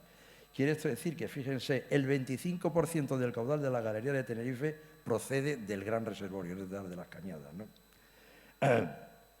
Sucede que en estos 13 últimos años, pues las salidas han superado netamente a las entradas. La recarga es muy baja. ¿Y por qué? Pues volvemos a lo de siempre, pues que la pluviometría también en las cañadas ha descendido enormemente. Fíjense, la línea central, esta línea en violeta, representa el caudal, perdón, la pluviometría media en las cañadas durante el periodo histórico. Y como ven, durante estos 15 años apenas un año se ha superado esta pluviometría. Los niveles del agua en estos acuíferos se controlan desde el Consejo Insular de Agua a través de 2 sondeos, uno de ellos incluso online, ¿no? Directamente desde la propia oficina, ¿no? Y bueno, esto lo que nos están diciendo es que, fíjense, el sondeo 1, a partir del sondeo 1, el más alejado, porque fíjense que es el más alejado, las estaciones, fíjense que se acumulan más bien en la parte derecha, es decir, que el sondeo 1, al estar muy alejado, no ha acusado tanto el descenso, incluso, bueno, tiene y acusa cuando hay lluvias, incluso llega a subir el nivel, pero como ven, desde hace 15 o 20 años el descenso es imparable. Y este es nuestro acuífero, ya digo, reserva, por así decirlo. Y en cambio el otro, el sondeo 2, el que está ubicado concretamente en el meollo de las estaciones, fíjense, no ha dejado de bajar desde que se ejecutó, ¿no? ¿Nuevas galerías en esta zona, en el acuífero? Pues hombre, una nueva galería efectivamente lograría un caudal puntual, de momento, pero ¿qué sucedería al final? Pues que haría descender, lógicamente, si ya está descendiendo con el caudal actual que se está extrayendo, si ya está descendiendo los niveles y encima le metes más galerías o alguna galería, pues con mayor razón va a provocar el descenso del nivel del agua. Va a haber menos carga hidrostática, por lo tanto, y por lo tanto lo que vamos a provocar es el descenso de las galerías que están dentro de las cubetas, las de los desagües, e incluso alguna fuga se quedará por debajo, se quedará descolgada y bajará. Es decir que sí, de momento, y como les decía antes, a corto plazo podemos obtener un caudal importante, pero a más largo plazo, a medio plazo, al final todo se compensará y no habremos logrado, ya digo, el incremento deseado.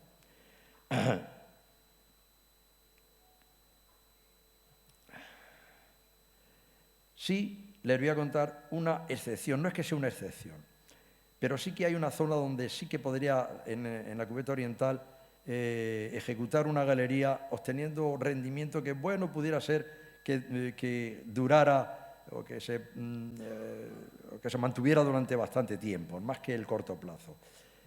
En concreto,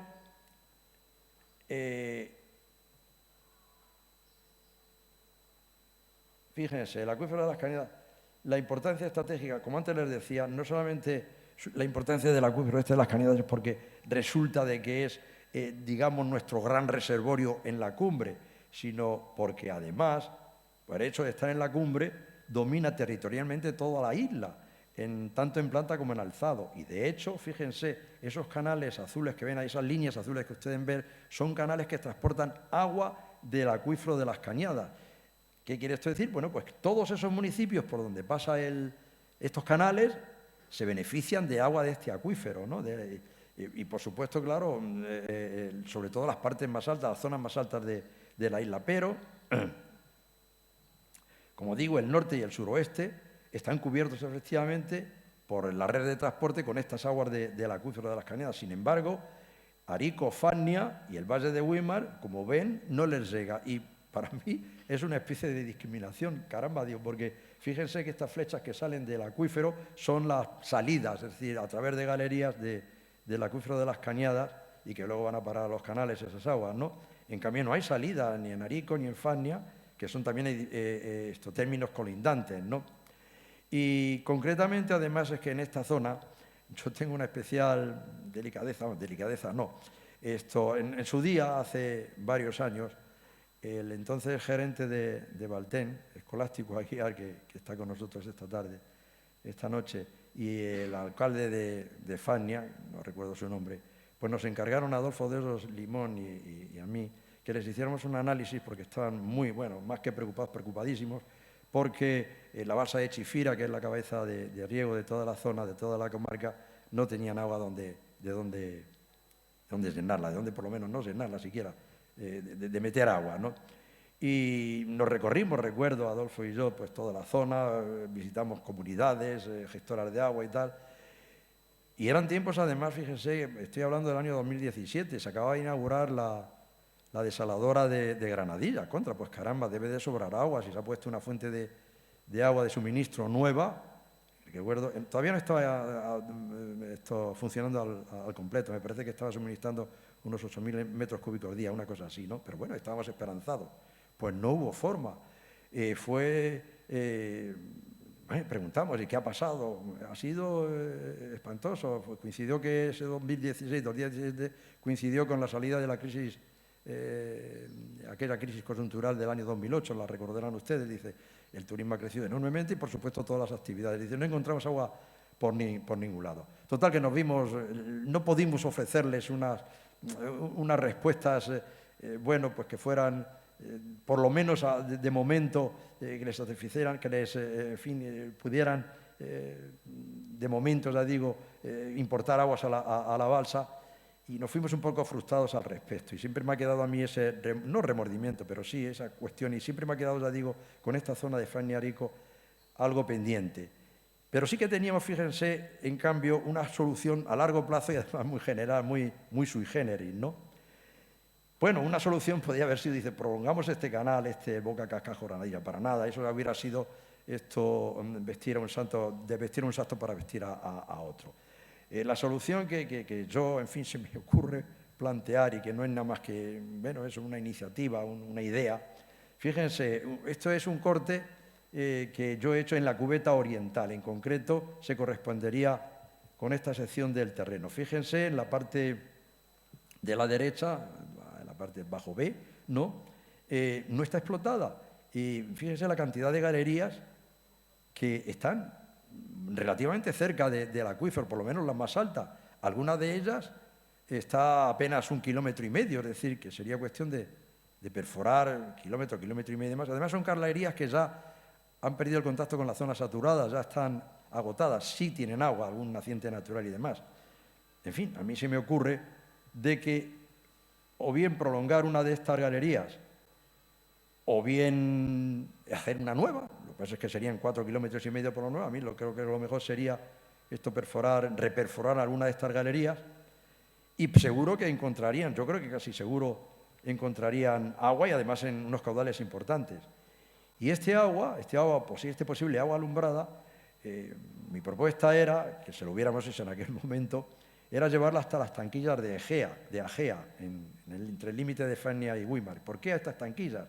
Pues porque concretamente en esas inmediaciones se encuentra la balsa esta que yo les digo de Chifira, utilizada desde que se ejecutó, ¿no? Y que, como les digo, es la cabecera de riego de toda la comarca esta de Fania-Arico, ¿no?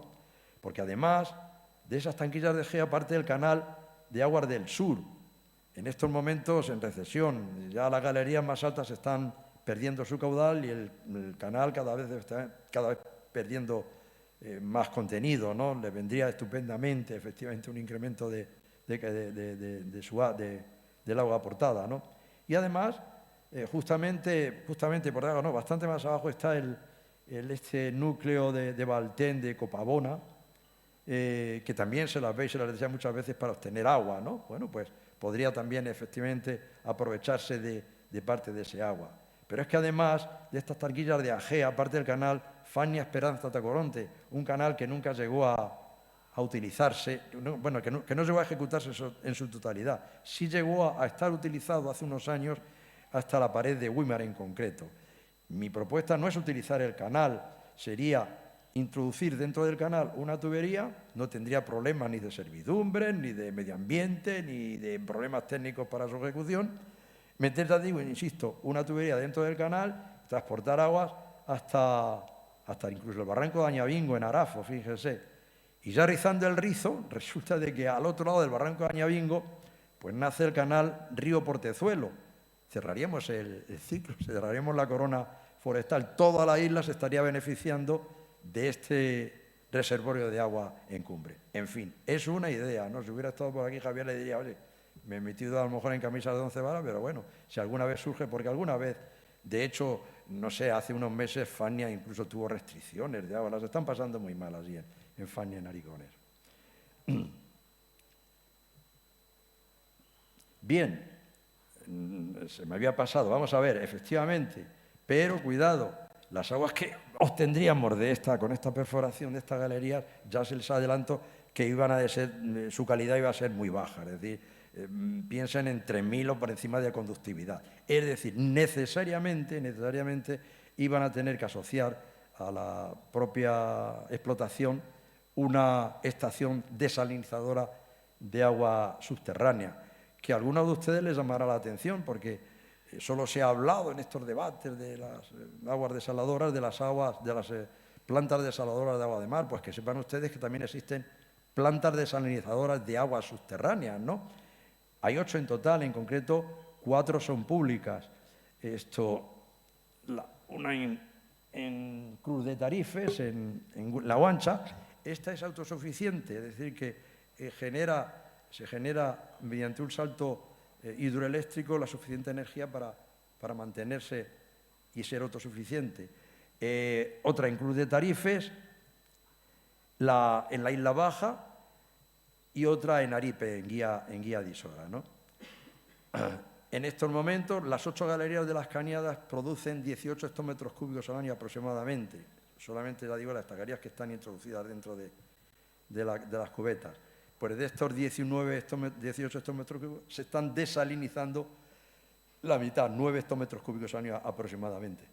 Las 4 EDAs privadas, bueno, son de menor producción y aproximadamente están desalinizando 1,5. Es decir, que en total se desalinizan 10,5 hectómetros cúbicos al año aproximadamente, ¿no? No es mucho. Y ahora les voy a narrar de alguna forma lo que ha sido desde el año 65, que es donde nos quedamos la otra vez, la explotación o la disponibilidad, mejor dicho, más que la disponibilidad de agua en la isla. Fíjense, la línea de arriba, en el gráfico, la línea de arriba es el caudal total disponible, el azul serían las galerías, el verde los pozos, y fíjense que las aguas desaladas no comienzan sino hasta el año 95 más o menos, ¿no? Y por supuesto la de arriba es la suma de todos, ¿no? Y quiero llamarles la atención en algo. Fíjense, dice, caramba, dice, en el 1965 la disponibilidad era de 255 y resulta de que en el 95 hemos bajado a 215. ¿Qué pasa? ¿Que se consumía menos, el consumo era menor o el consumo era mayor en el 65? Pues el consumo en agricultura sí era bastante mayor. En concreto, creo recordar, a ver si me viene esto, sí, esto me parece que la agricultura, creo recordar que consumía unos 160 hectómetros cúbicos al año de agua, mientras que ahora me parece nos llega a 90. Pero a la contra, el consumo urbano turístico en aquel tiempo me parece que nos llegaba a 40, y ahora no recuerdo ahora cuánto es, pero imagínense pues cuál debe de ser en esos tiempos ya, cuando ya el turismo en fin, había hecho de verdad acto de presencia de verdad en la isla, ¿no? Y luego el consumo industrial en el año 65 se limitaba única y exclusivamente a la refinería. Luego han ido apareciendo los núcleos estos, como los llaman, los industriales, y bueno, pues ha crecido. Es decir, que ese sobreconsumo de agua de la agricultura de alguna forma lo compensaba el menor consumo del consumo urbano turístico y el industrial. Entonces, bueno, ¿por qué esa diferencia? Pues muy sencillo, porque lo que les comentaba y lo que les comentó en la otra charla es que en aquellos tiempos se botaban a los arrancos nada menos que 45 hectómetros cúbicos al año. ¿Y cómo hemos logrado efectivamente de que esos 255 se queden en 215 nada más? Pues evitando efectivamente que el vertido de esos 45 hectómetros cúbicos al año. ¿Y cómo ha sido? Pues en principio, fíjense, esto resulta de que vemos en la línea azul, en el gráfico de la línea azul, que las galerías están disminuyendo de caudal y que los pozos en cambio están aumentando. ¿Qué sucede? Pues que en invierno, cuando llovía, eran las galerías las que vertían agua porque no la necesitaban y vertían el agua.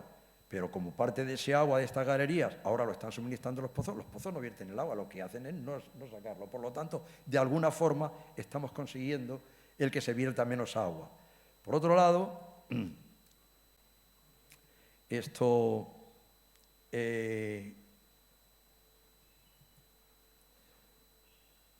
en aquellos años, a partir del 65 y 70, pues hubo un cambio muy sustancial de los terrenos agrícolas por suelos urbanos o sobre todo turísticos. ¿Qué sucede?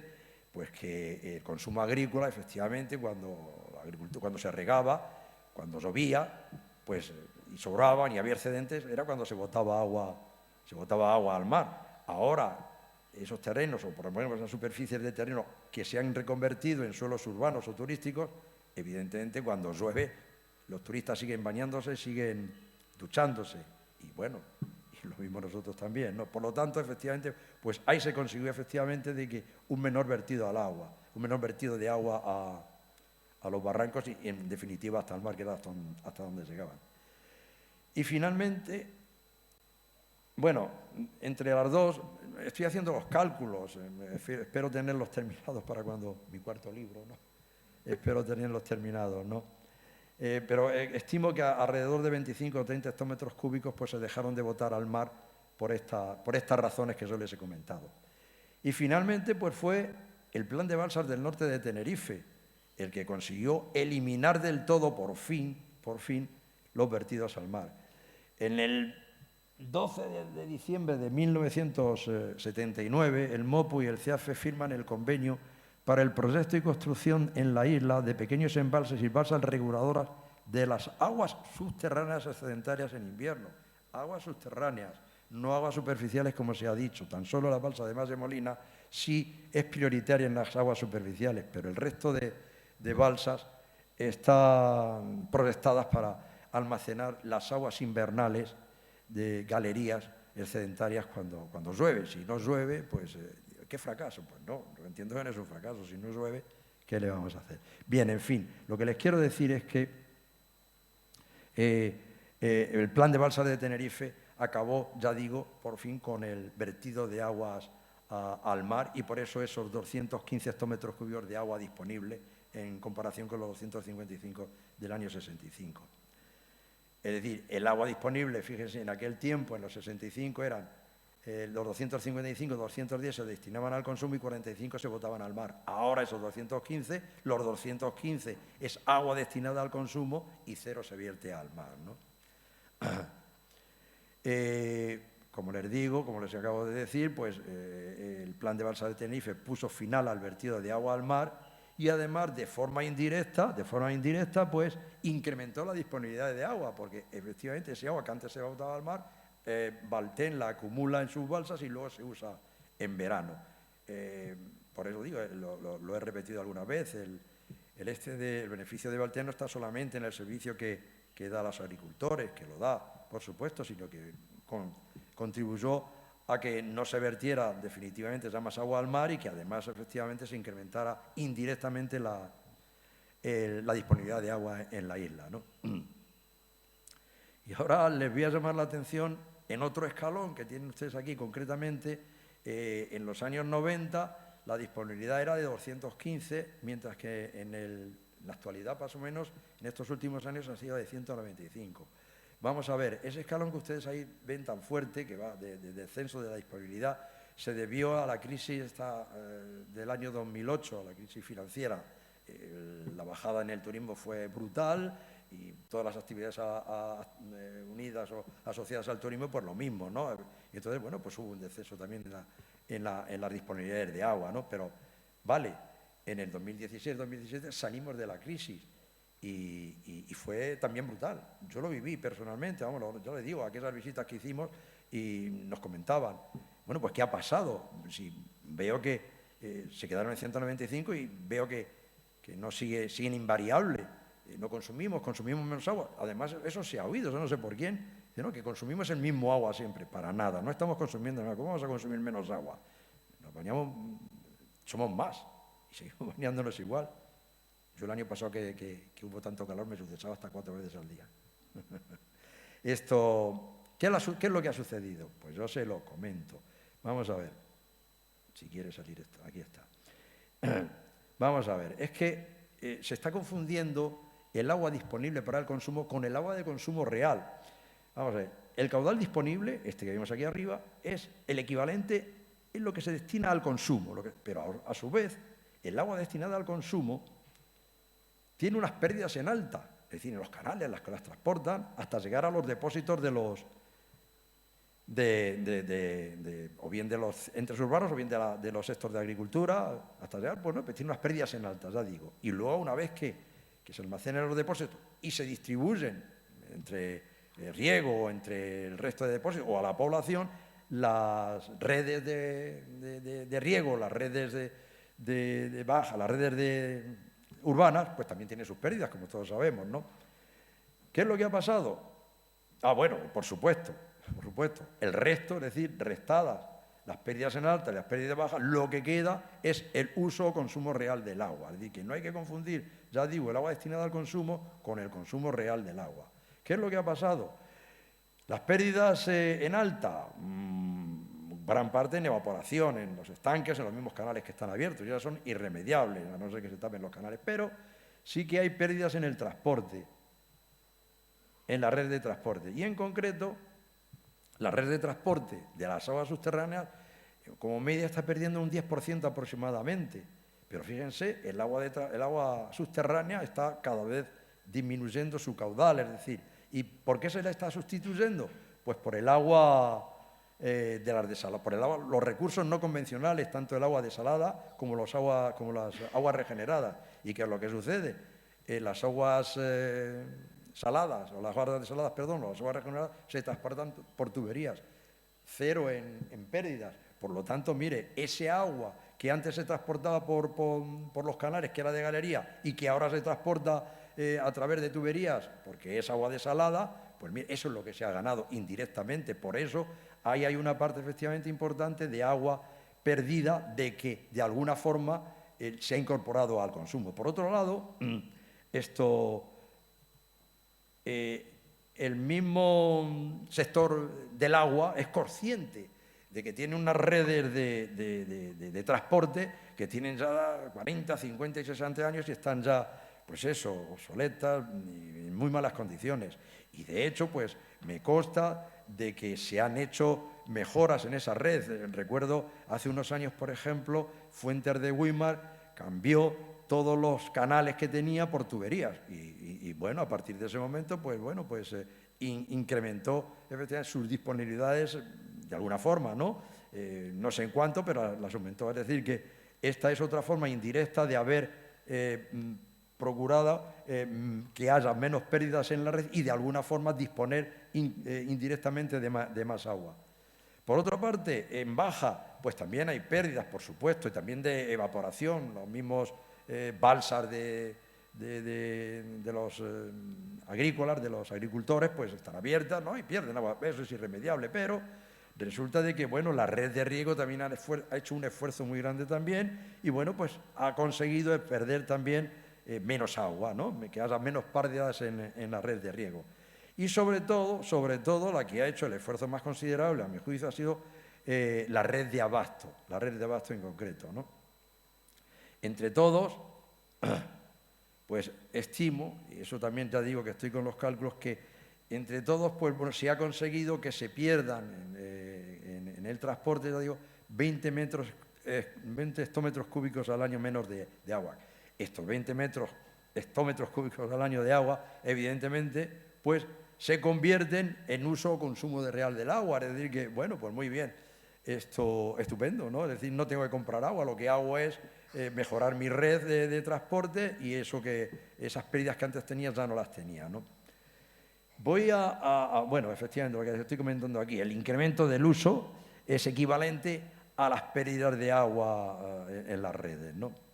Y ahora, aprovechando efectivamente esto de las pérdidas en las redes de agua, sobre todo en las urbanas, quiero aprovechar para, sí, desmentir algo que todavía estoy oyendo y escuchando. Dicen que se pierde el 50% del agua destinada al abasto en las redes urbanas de distribución.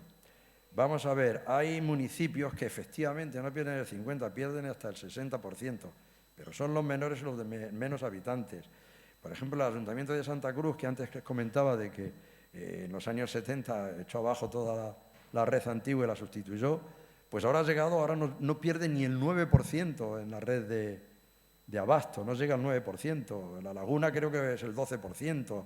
Y los municipios importantes, Arona, Adeje, ya digo, todos están por debajo del 20 al 25%. ¿Qué es lo que hay que hacer? Oiga, mire, no diga la cifra es así simplemente porque efectivamente hay determinados municipios que están perdiendo esa cantidad y que lógicamente que hay que arreglarlo. Es decir, que esos municipios que pierden tan cantidad de agua pues están creando problemas y tensiones pues entre los municipios de al lado, entre los mismos agricultores que se quejaban este verano, caramba, no tenemos agua y resulta de que estos municipios se están llevando más del doble de agua y simple y llanamente pues porque sus redes están perdiendo más de la mitad.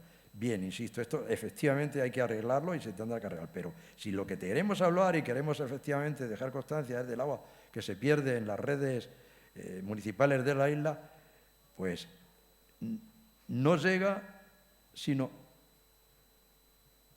Bueno, lo que les iba a decir, vamos a ver, es que cuando les hablaba antes de que el proyecto ESPA 15 va a salir varias veces, es que estamos hablando todavía de pérdidas que se mencionaban en el ESPA 15. En el ESPA 15, efectivamente, si ustedes en el proyecto de Canarias ESPA 15, se hablaba que las pérdidas en las redes eran de un 45%. Bueno, pero eso eran hace 60 años. Como les digo, de inmediato se pusieron a arreglar efectivamente la red de Santa Cruz. Bueno, en estos momentos ya les digo, si ustedes ponderan las disponibilidades de agua de cada municipio con las pérdidas reales que tiene cada uno, no les sale más de un 25% lo que son las pérdidas de agua, que tampoco, mire, son pérdidas reales de agua, porque ¿cómo calculan las gestoras estas de agua o los mismos municipios la funcionalidad o la eficacia de sus redes? Pues le restan al agua que disponen, la que compran, a la que facturan, dice, bueno, pues eso es lo que son las pérdidas. Pues no son todas pérdidas de agua, porque lo que muchas veces sucede es que muchos contadores están estropeados o, en fin, que de hecho Santa Cruz creo que tiene previsto monetarizar todos los contadores de la isla porque prevén que efectivamente van a tener unas ganancias sensibles si logran efectivamente captar todas estas pérdidas por contadores eléctricos. ¿Qué pasa? 15 minutos me quedan. Más o menos. Yo creo que llego. Y bueno, ya entramos en el último tema, la última pregunta, que es fue la pregunta principal de todas, en la que prácticamente todos los amigos efectivamente me hicieron, con el tema de del agua de mar desalada y las desaladoras. Ese tema tan controvertido de cuál ha sido el origen de la venta. Bueno, pues digo, ¿la producción de agua de mar desalada fue la opción inicial y prioritaria para sustituir el agua en la galería? Pues no. Resulta de que, si ustedes ven, fíjense aquí en este gráfico, cuando empiezan a decaer el agua de la galería, no se sustituye en los años 70, 80 y 90, que ya las galerías se están cayendo, no han aparecido todavía las aguas desaladas, no, es el agua de los pozos. El agua de las desaladoras se inicia justamente cuando ya el agua de los pozos es incapaz de suministrar toda la demanda de agua, ¿no? Es ahí cuando entran efectivamente los recursos no convencionales. Primero, digo, las aguas regeneradas y a continuación las aguas desaladas, ¿no?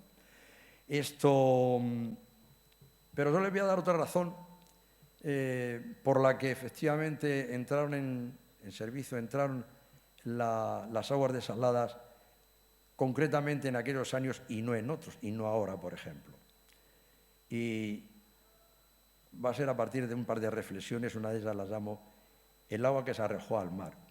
Recordarán que en la primera charla yo les comentaba que estos señores, estas personas, Ramón de Ascaño, Tomás Cruz, Joaquín Amigot, Telesforo Brava, lamentaban y denunciaban el vertido al mar de buena parte del agua alumbrada en la galería, lo recordarán, ¿no? Y yo me puse a hacer los cálculos, digo, vamos a ver, es tanto el agua que se ha vertido al mar. Y resulta de que, bueno, pues hice mis cálculos y bueno, pues no era tanta, aproximadamente era el 15% del total de lo que se había extraído. Pero resulta que tiene su importancia, luego después a la larga sí ha tenido su importancia. ¿Por qué? Pues miren ustedes, si se hubiera impedido que al menos la mitad del agua subterránea que se arrojó a los barrancos y alcanzó el mar no se hubiera extraído en el acuífero, es decir, se hubieran puesto o cierres reguladores o se hubieran interrumpido las perforaciones, resulta de que al día de hoy en esta isla las únicas noticias que tendríamos de las EDAN, de las estaciones desaladoras de agua de mar, serían las procedentes de la provincia de Gran Canaria y de la isla del Hierro, porque en Tenerife, salvo en algún hotel del sur y en algún parque recreativo, no existirían las desaladoras. ¿Por qué? Pues muy sencillo. Pues porque si ese volumen de agua extraída del acuífero que después se vertió al mar, y estoy hablando solamente de la mitad de la que se vertió al mar, hubiera seguido en el acuífero, este habría dispuesto de reservas suficientes para satisfacer todo el gasto de agua en la isla, desde que se puso en servicio la primera EDAN hasta hoy, e incluso hasta pasados unos años.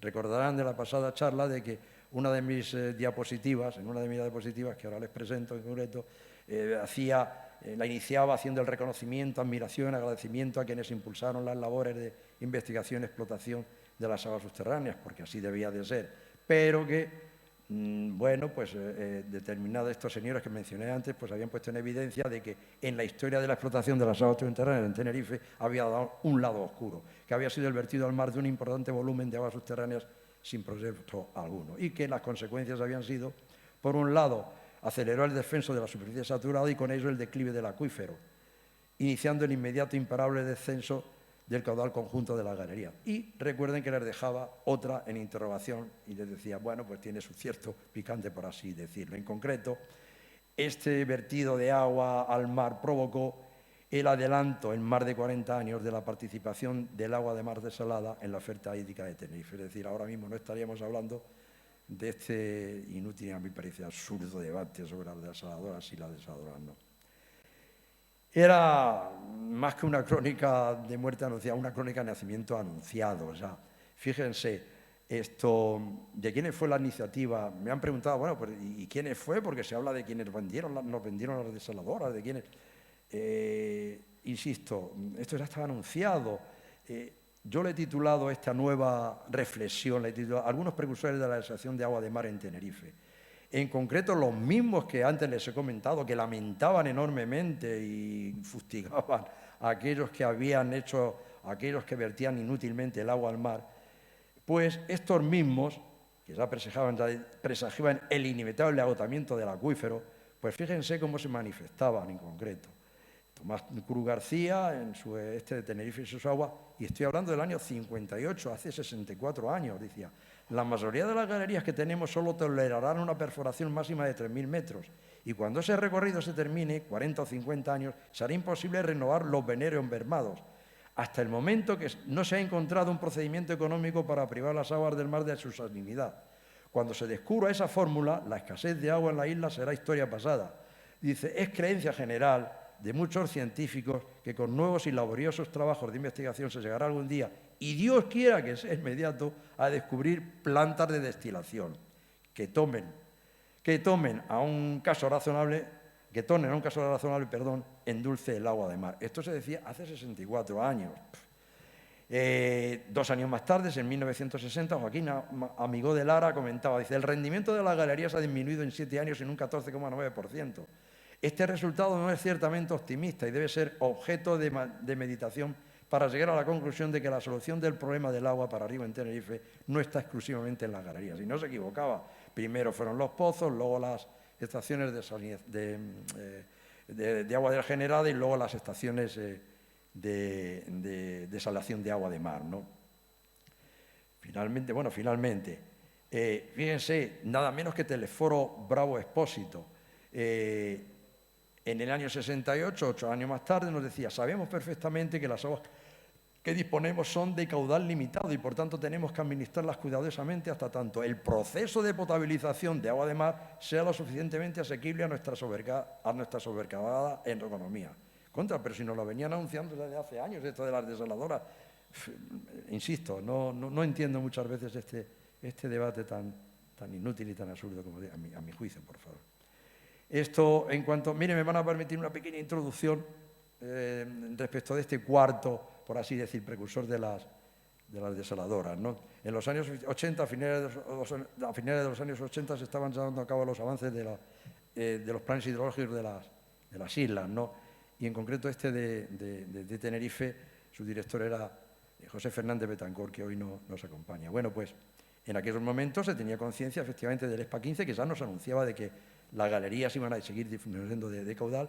A continuación, el proyecto MAS 21, con un nuevo inventario, pues una evidencia que efectivamente el caudal de las galerías iba bajando y creo que el propio avance hizo también su propio balance y llegó a la conclusión que efectivamente esto estaba bajando. Y para colmo, además, contaba con los consejos y juicios de estos señores, de estas personas que yo les he ido comentando antes. Aún así, pues quiso, bueno, vamos a acogernos, vamos a un nuevo juicio de una persona efectivamente con conocimientos, como fue José Manuel Navarro Latorre, conocido popularmente por el Maño, y en fin, y que haga un estudio. Este hombre se pasó más de 1 año y medio analizando las fichas de los PA 15, se metió en más de 40, 50 galerías, hizo un análisis por zonas y en su conclusión general vino a decir, en el corto plazo es previsible que las extracciones globales experimenten un suave descenso. A largo plazo es presumible que se produzcan una más acusada disminución de las disponibilidades de agua subterránea y, consecuentemente, un adelantamiento o intensificación del uso de recursos alternativos, preferentemente por desalación de agua de mar.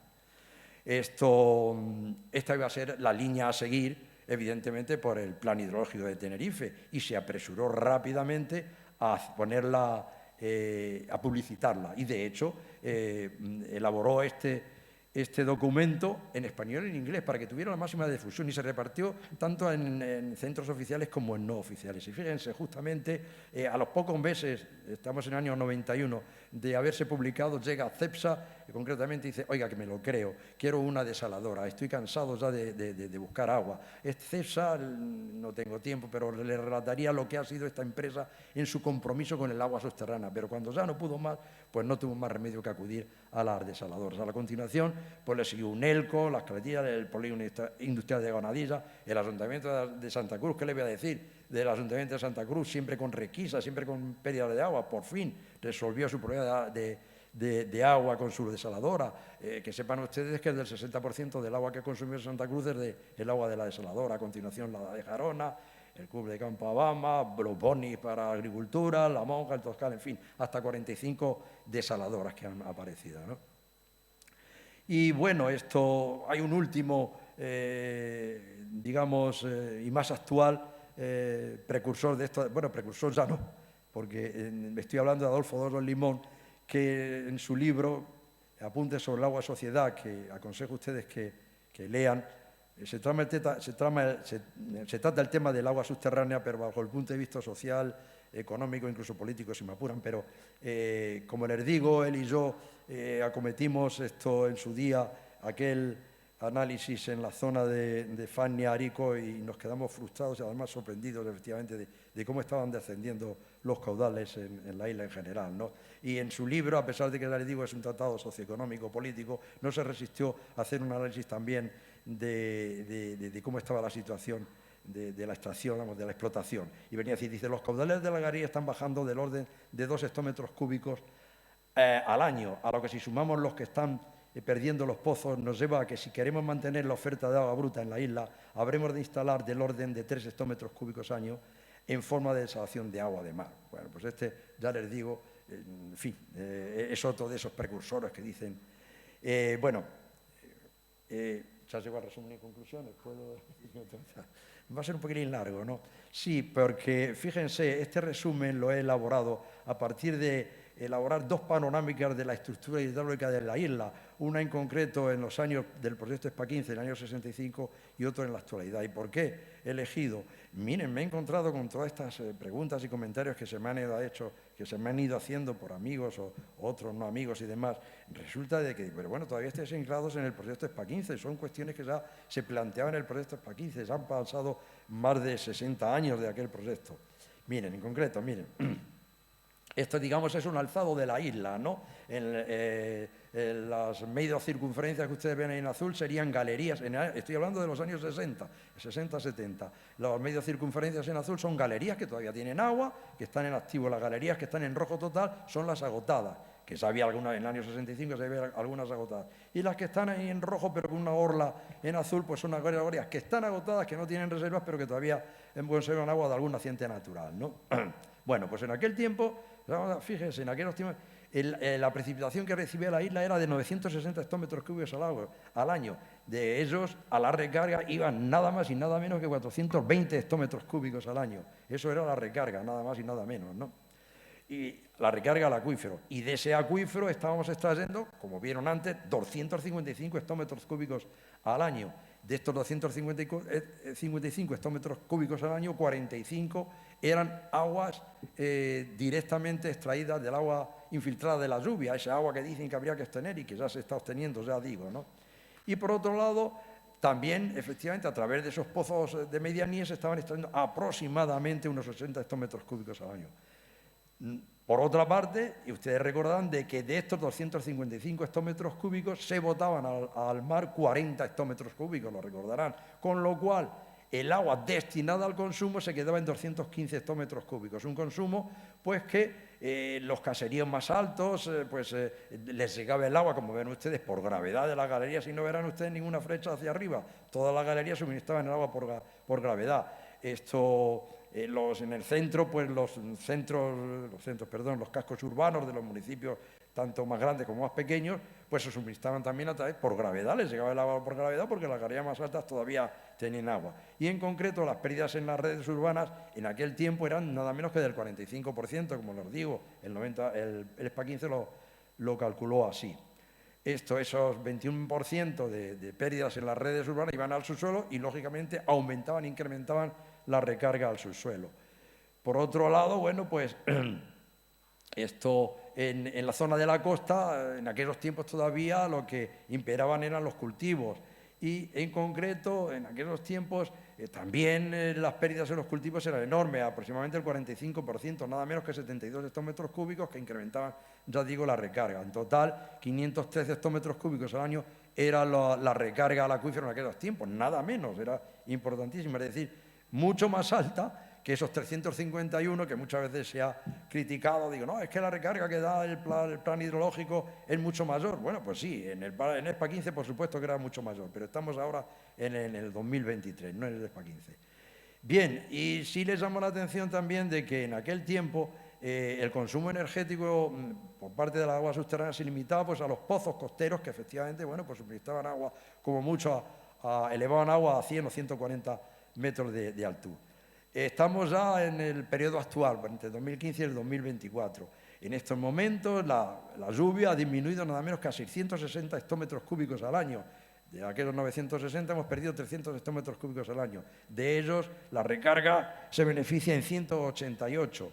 Y de estos 188, el acuífero está extrayendo 140 hectómetros cúbicos al año. Y de estos 188, oiga, pues ya estamos captando del agua infiltrada 65 hectómetros cúbicos, nada menos. Es decir, el 35% de la recarga. A mí me parece que es un porcentaje importante, ¿no? Por otro lado, recordarán de que por efecto de aquellos cambios del caudal de las galerías por los pozos, del cambio del consumo agrícola por el turístico y la llegada del buen de balsas, pues que el vertido de agua al mar se ha anulado, es cero. Por lo tanto, ahora el destino del consumo es total a la extracción, es decir, esos 140 hectómetros cúbicos van al consumo. Un consumo en concreto, el urbano, que ha logrado, como antes les he dicho, rebajar sus pérdidas en las redes a un 25%. Incluso también en riego, por supuesto, han rebajado considerablemente sus pérdidas, ¿no? De manera y modo que ahora la recarga al acuífero es de 230 hectómetros cúbicos al año, es decir, prácticamente la mitad de lo que recargaba en aquellos años, ¿no? Por otro lado, y que, bueno, por supuesto, es mucho menor que esos 351 hectómetros cúbicos del Plan Hidrológico de Tenerife. ¿Qué ha sucedido mientras tanto? Bueno, pues que las galerías más altas han ido agotándose y al agotarse, pues hemos perdido caudal. De momento, con las galerías de las cañadas, la explotación de las cañadas, bueno, pues de alguna forma ralentizó esa pérdida de caudal, pero con el tiempo, pues con la sucesión de los años, han ido agotándose las galerías, como digo, de arriba hacia abajo. ¿Cuál ha sido el remedio? Pues no fue el agua desalada, fueron los pozos aquellos que yo les comentaba de medianías, ¿no? Estos pozos de medianías que, bueno, pues de alguna forma también, como les dije antes, están captando parte de esas aguas basales, pero ahora se están elevando ya 55 hectómetros cúbicos al año, es decir, a más de 300 metros de altura. Oiga, ya hay energía perdida, ya hay energía consumida. Pero es que además, fíjense, ya no solamente son los pozos, las propias galerías, como están ya tan bajas, no tienen más remedio, se las puedo nombrar, les podía nombrar más de 20 galerías que no llegan el agua por gravedad hasta su bocamina, perfecto, pero una vez que llegan a bocamina la tienen que elevar hasta los canales, ¿no? Aparte de eso, esas serían galerías que elevan el agua directamente hasta los canales, pero otras galerías que meten el agua en los canales directamente están haciendo sus elevaciones indirectamente, es decir, los canales, como ven, pues también se ven obligados a elevar aguas a otros canales más altos, en concreto, por ejemplo, del canal Aguas del Norte, aquí a la altura de La Matanza, tiene una elevación hasta la balsa de La Matanza y los depósitos urbanos de La Matanza y La Victoria, porque se han visto desprovistos de agua. En las garimbas, a la altura del Portezuelo, hay una gran elevación para poder suministrar efectivamente agua a los cascos más altos de la laguna. Bueno, en general, es decir que... y por supuesto, cuando apareció el plan de balsas de Tenerife, las balsas lógicamente las ubicó a cotas, bueno, pues que ya nos podemos ir. Estoy cerrando ya, no se preocupen, estoy cerrando. Estoy dando a continuación de esto ya son las conclusiones, perdonen.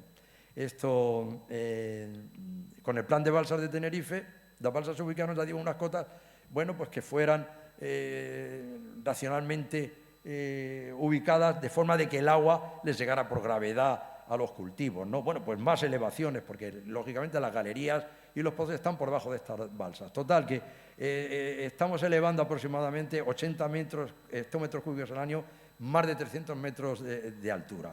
Con esto quiero decir, efectivamente, bueno, que es que... y además, por otro lado, las aguas de las cañadas y determinadas aguas más bajas, pues están siendo de mala calidad y no ha habido más remedio, como digo, de que desalinizarlas. Hay en total 8 desalinizadoras, tan solo una de ellas tiene autoconsumo de energía, pero las restas pues consumen energía, ¿no? A ver, ¿qué más? Bueno, con el tiempo, efectivamente, han ido creciendo las urbanizaciones, los campos de golf, hay un aeropuerto más, un puerto más, que lógicamente, los recintos industriales, que lógicamente pues han consumido agua y la que ha salido perjudicada al final pues ha sido la agricultura. La administración ha salido al quite con la desalación, no, con la puesta en uso para el riego agrícola y de los campos de golf de las aguas regeneradas, y luego más tarde pues el sector privado primero y el sector público después con las aguas desaladas de agua de mar, ¿no? Bueno, pues esa es la situación más o menos del año 2023 actualmente, ¿no?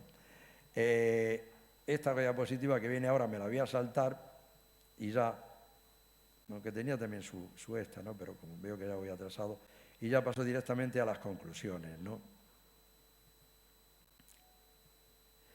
El futuro del agua subterránea, como hemos visto, es función de la recarga, y la recarga es función de la lluvia.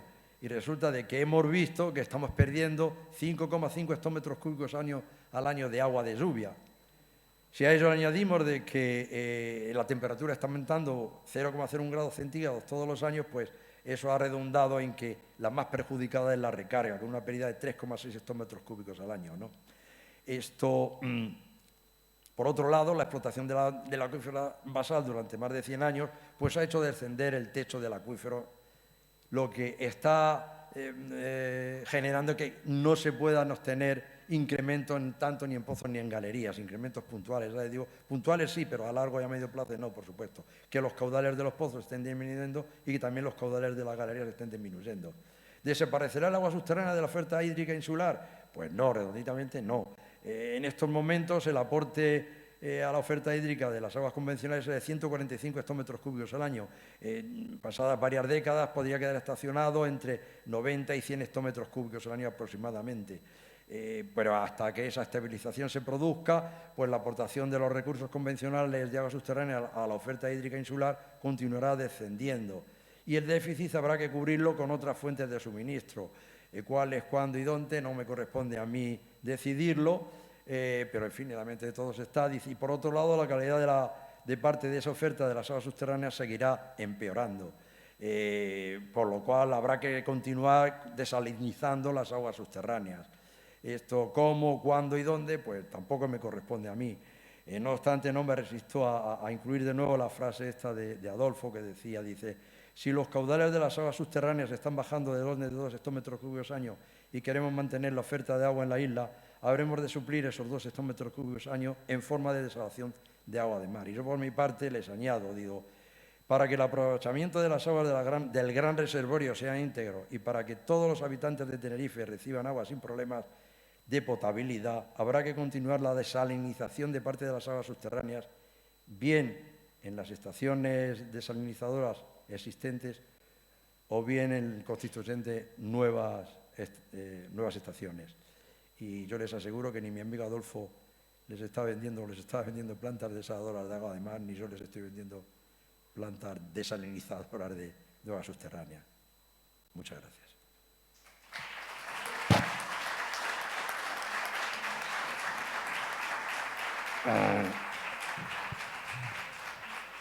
Bueno, pues ahora hay va a haber un cóctel para que pueda haber conversaciones. Yo creo que el formato que hemos tenido, no sé si hay alguien que quiera hacer alguna pregunta, pero muy seleccionada, si no ya lo damos por terminado y pasamos a pues este coloquio que habrá ahora a continuación, pues tomando una copa y un pequeño aperitivo que hay aquí detrás.